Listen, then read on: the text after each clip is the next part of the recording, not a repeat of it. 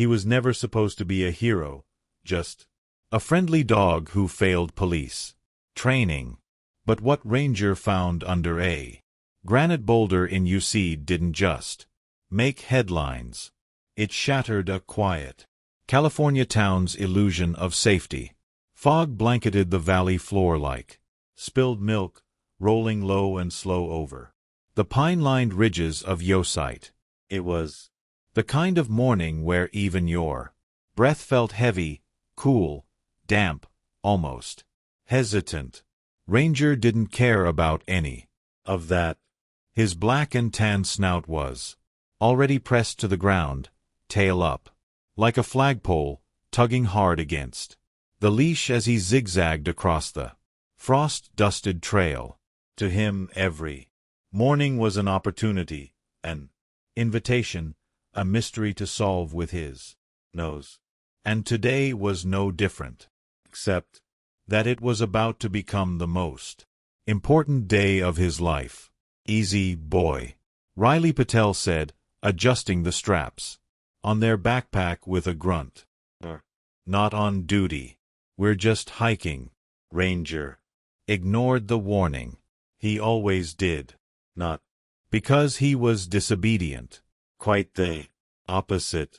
Welcome to ZF Story Life, where emotions meet storytelling. From heartwarming tales to thrilling adventures, we bring you captivating stories that stay with you. Subscribe now and dive into a world of unforgettable narratives. Ranger had once been on track to become a full-fledged K-9 for the Fresno County Sheriff's Department. But during the final certification, he flunked, not for lack of skill. His nose was elite, but when it came to bite, work, or holding a firm stance around suspects, he wagged his tail and licked their hands. Too sweet, they said, too trusting.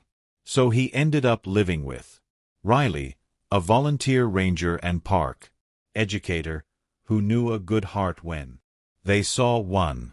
Together, they made an odd but loyal pair, one with 2 legs and a camera, the other with 4 legs and a determination stronger than stone. That morning, Riley had hit snooze 1 too many times, and was now running late for their shift at the visitor center. The main trail would have taken too long, so when the shortcut presented itself, a steep, rarely used off-path winding through a ravine of boulders, Riley didn't think twice. "All right, buddy," they said, unhooking RER's leash. "Shortcut it is." Ranger bolted forward with the joy of a dog who didn't know how to take a morning off. His paws crunched over loose gravel and pine needles, disappearing between hulking granite chunks as tall as SUVs. Despite the playful energy in his movements, there was a precision to him, a sense of purpose. This stretch of wilderness had seen trouble in recent winters. Mudslides, rockfalls, the kind of subtle shifts that made the terrain dangerous and unpredictable. But locals knew how to read the land. Riley especially. What they didn't expect was that Ranger, of all dogs, would read something else entirely. Sound echoed across the ravine. Not a bark, a sharp, singular yelp, followed by silence. Riley froze. Ranger. Nothing. Then it came again. This time, 2 barks in quick succession. Insistent, alarmed, not playful, not routine. "Ranger, come." The tone in their voice had changed. Less command, more fear. They clambered over a downed pine trunk and ducked beneath a cluster of bent branches. The terrain narrowed and steepened. The boulders here had split and shifted over the years, creating jagged crevices and hollows that swallowed sound and shadow. Ranger was standing still now, body rigid, ears up. His nose hovered over a deep fissure in a boulder that looked like it had been cracked open with a god-sized hammer. 2 feet wide in the center, tapering to blackness. He growled low in his throat, then let out a whimper. "What is it, boy?" Riley asked, heart thudding. They pulled out their flashlight, crouched down, and peered into the gap. At first, all they saw was rock. Then something else, something pale fabric, maybe. They adjusted the light and froze. Inside the dark gap was a partial human rib cage, bleached white, draped in a weathered blue jacket, shredded at the shoulder. Beneath it, a climbing harness half buried in silt. Riley dropped the flashlight. "Oh my God." Their hands shook as they reached for their phone. "Einwood. Lovin', what's your emergency?" "I'm off trail near the Mirror Lake Junction. My dog found there's a body. Human remains. Please send someone. Please." 2 hours later, the base of El Capitan was a controlled chaos of law enforcement. Vehicles, yellow tape, and clipped voices on radios. A single trail camera blinked silently from a pine tree. Helicopter rotors stirred the pine-scent air overhead, and through it all, Ranger sat calmly next to a young park officer. His tail wagged slowly, but his eyes scanned the scene. He didn't know what he'd uncovered, only that it mattered. If this story is already pulling you in, don't forget to subscribe to Heroes for Animals, where we spotlight the real-life courage of dogs like Ranger and the people who walk beside them. Miles away in Fresno, Sheriff Boyd Tanner stared at a photo spread across his desk. A young man with shaggy hair grinning from a granite summit. Benjamin Wilder, 24, disappeared 3 years ago with his best friend, Miles Reeves, while climbing El Capitan. Until now, there had been no trace of either. No gear, no tent, no explanation. Until today, Vera Wilder answered her door in sweatpants and a tattered hoodie, hair pulled back in a loose braid. She didn't need to see his badge. The look on Boyd's face was enough. "It's about Benjamin, isn't it?" Boyd nodded. "Can I come in?" They sat in the living room. She'd barely changed since her brother vanished. Photos still hung on the walls. Ben clinging to Cliff. Faces, making goofy faces next to their old dog, opening birthday gifts. In every picture, he looked alive in a way that hurt to remember. "We found remains this morning," Boyd said, hat in hand. Hiker's dog picked up the scent. There was climbing gear with the body. Her stomach twisted. "Is it Ben?" "We're not sure, but one of the items matched a harness Miles Reeves was wearing when they left." Vera's relief was immediate and guilt-ridden. Just Miles for now. Boyd looked at the window. The area where he was found was inaccessible until recent slides. "We're expanding the search." Vera nodded. Her mind was already spinning. Benjamin always dropped off his spare car keys before climbing trips. Always promised to be back by Sunday. But that Sunday never came. Now someone had been found, and someone was still out there. Back on the mountain, Ranger sniffed the wind. He tugged slightly against the leash as if telling the humans, "You're not done here. Not yet." And he was right. What lay hidden beneath those ancient boulders was more than just a tragic accident. It was a secret someone had buried.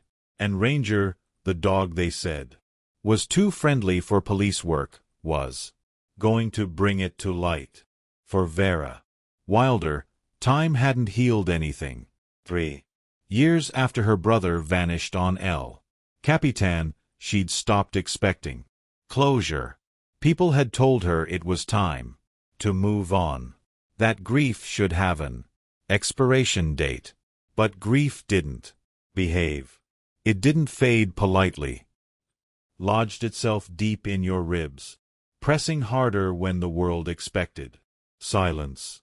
Now, sitting across from Sheriff Boyd Tanner, Vera could barely hear the words he was saying.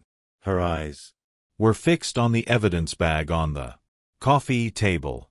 Inside was a red climbing harness, dirt-streaked and sun-bleached, its webbing dulled from years exposed to wind and time. That harness had been custom-made. She remembered because Benjamin and Miles had driven all the way to Denver to get fitted for it.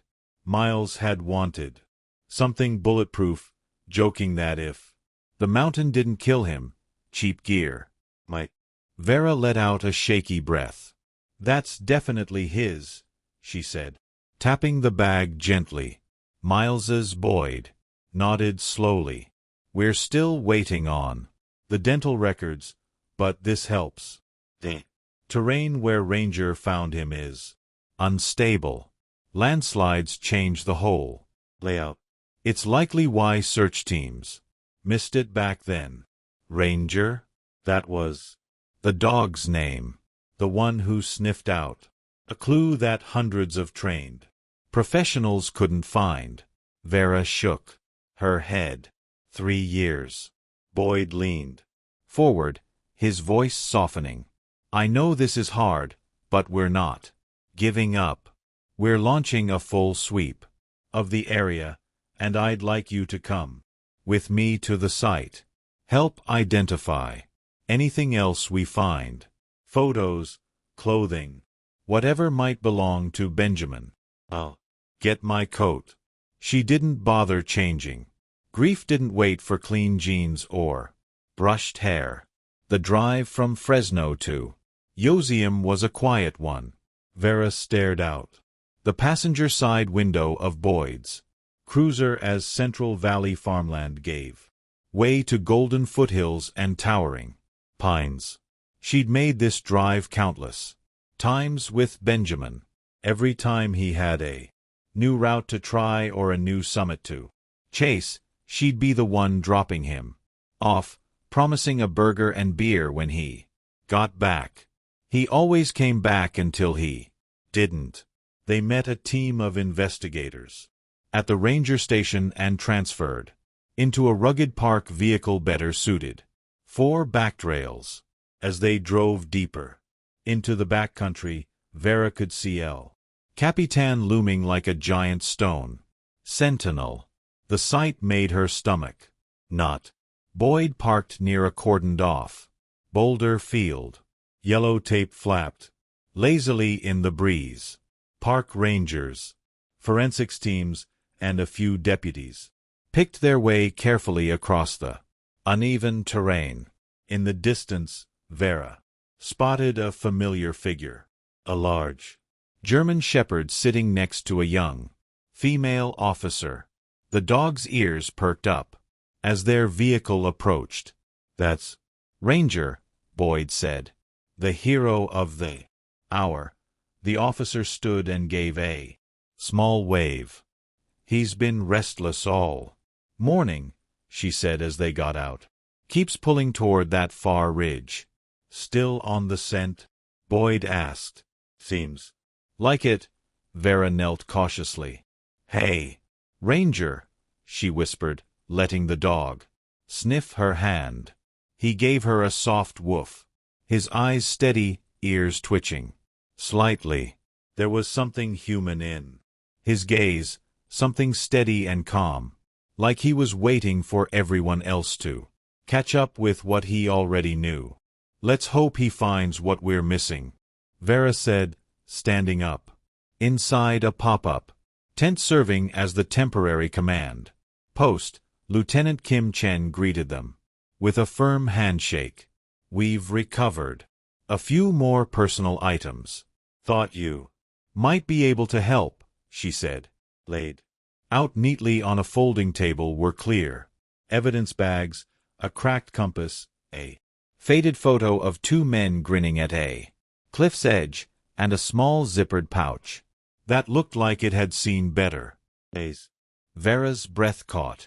That's Ben's, she said, pointing to the pouch. He kept trail mix in that thing like it was gold. Chin made a note. It's good. Confirmation.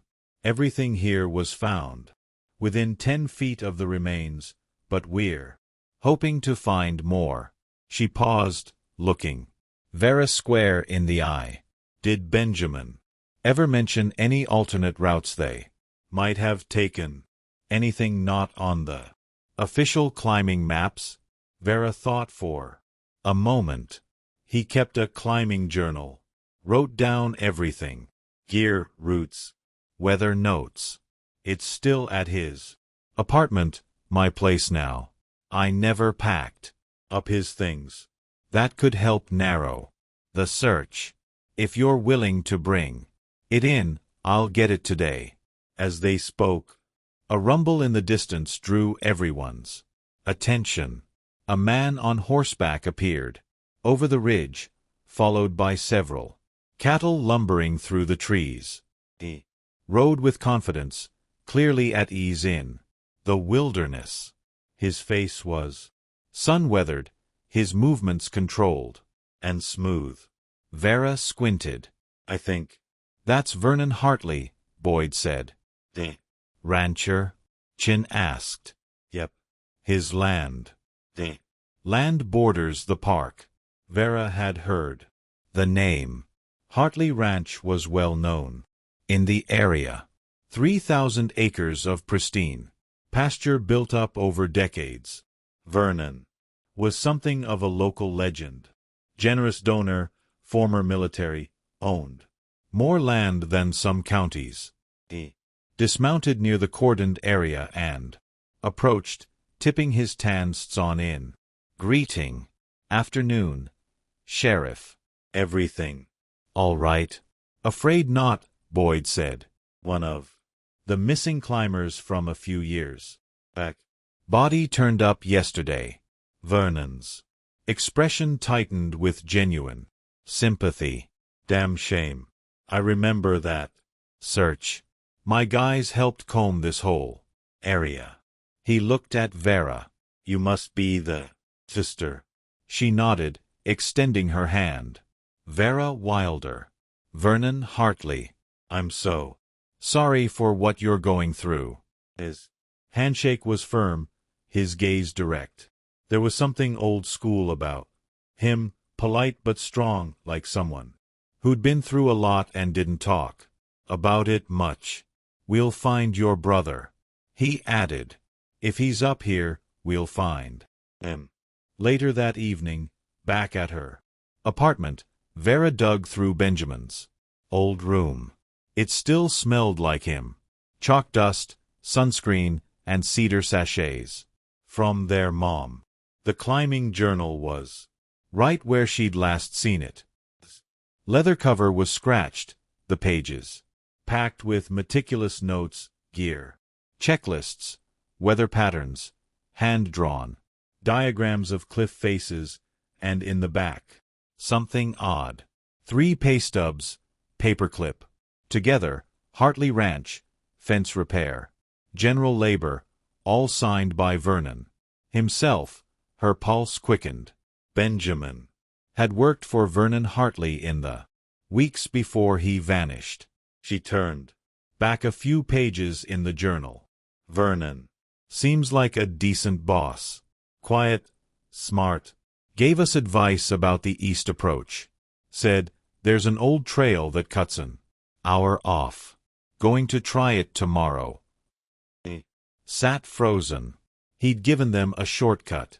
But Vernon hadn't mentioned any of this. Not a word about knowing them. Not when he shook her hand. Not when he talked about remembering the search. That night, Vera couldn't sleep. The pieces kept turning in her head like gears in a locked box. Why would he lie? And what else hadn't he told them? Back on the mountain, Ranger wed softly near the ridge line, nose twitching at the breeze. His handler gave a gentle tug on his leash. Come on, buddy. We'll try again tomorrow. But Ranger stood still. His instincts told him something important was still buried out there. And this time, he wasn't going to stop until someone listened. Ranger was acting different. Not bad, different, just dialed in, hyper-focused, like something had clicked in his brain and switched him into work mode, even though no one had asked him to. Ever since he sniffed out the first remains near El Capitan, he'd been pulling at the leash with renewed urgency. His nose twitched at the wind. His ears stayed perked like antenna, scanning for signals no human could detect. Riley noticed it immediately. He's restless, they told Lieutenant Chen, handing her a printed flyer with Benjamin Wilders's photo. He's always been driven, but now he won't stop pacing the cabin unless I bring him back up toward the ridge. And squinted at the map laid out across the folding table inside the mobile command tent. They were now 4 days into the renewed search. Dozens of officers, rangers, and search and rescue volunteers had been deployed to the boulder fields and ravines surrounding the initial discovery site. Helicopter flyovers had produced nothing new. The K-9 unit from Modesto had been brought in, but it was Ranger again who kept returning to the same slope just northeast of the fissure. You think he's got another scent? Chin asked. Riley nodded. He's pointing his body and nose at the same outcrop every time, like he's trying to say, "You're not done yet." Chen folded her arms. Then let's listen to him. The next morning, they followed Ranger back to the outcrop. The terrain was more brutal than expected. Jagged granite, loose scree, and patches of soft ground where runoff from the last winter had torn the earth apart. Riley stayed behind to manage radio communications while Chen, 2S, volunteers, and Ranger forged ahead with rope lines and safety gear. Ranger led them straight to a narrow embankment, overgrown with scrub. Beneath it, half buried in pine needles and debris, was a torn piece of nylon fabric, bright red and sun-bleached. Chen crouched to inspect it. Climbing tarp, she muttered. Matches the gear Miles and Benjamin were using. Ranger nosed forward, then stopped cold. His body stiffened, tail straight, head low. He let out a single bark, sharp, controlled, deliberate. Beyond. He's got something. They cleared debris with gloved hands and trowels. What emerged from under the dirt wasn't a body, but it was something almost worse. A boot still laced, still attached to the remains of a human foot. Chin turned away for a moment, hand to her mouth. God. They flagged the site and called in the forensics team. They waited. Ranger paced in a tight circle, tail now low, ears drawn back slightly. He knew what they'd found. Another missing piece of a puzzle only he could smell. Back in Fresno, Vera sat at her dining table, surrounded by folders, notes, and photographs. The apartment looked more like a detective's office than a home. Every detail from Benjamin's life in the months before his disappearance had been spread out across the table like evidence in a trial. Receipts from the climbing store, his field journal, work stubs from Hartley Ranch, even a crumpled flyer for a seasonal hiring fair. She'd been up half the night reading the journal again. Talked to Vernon today about the shortcut he mentioned. Says it used to be a logging trail. Doesn't show up on maps anymore. Shaves 45 minutes off the approach. Miles was hesitant, but I think we're going to try it. The name glared up at her like a warning bell. Vernon, the same man who'd shaken her hand with calm sympathy, who offered ranch hands to help search, who stood there and said he remembered the posters but never mentioned that Benjamin had worked for him. It didn't add up. Maybe he'd forgotten, or maybe he hadn't, and that was the part Vera couldn't shake. That afternoon, she returned to Yosite with the journal and the boot photo printed out. Chen met her near the ranger station, visibly tired, but determined. It matches the boots Benjamin was wearing, Chen confirmed. Still no full body, but we're hopeful. Vera's hands trembled slightly. He's really out there. Chen nodded. We'll find him. Vera handed over the journal. Start here, she said. Back pages. He mentioned Vernon Hartley more than once. And the shortcut. Chen flipped through the weathered pages, her brow furrowing. As she read, this is solid. We'll refocus part of the search grid. As Chen turned to pass the journal off to a field tech, a soft bark broke the tension. Ranger had returned, and he was staring right at Vera. She knelt instinctively. Hey, buddy.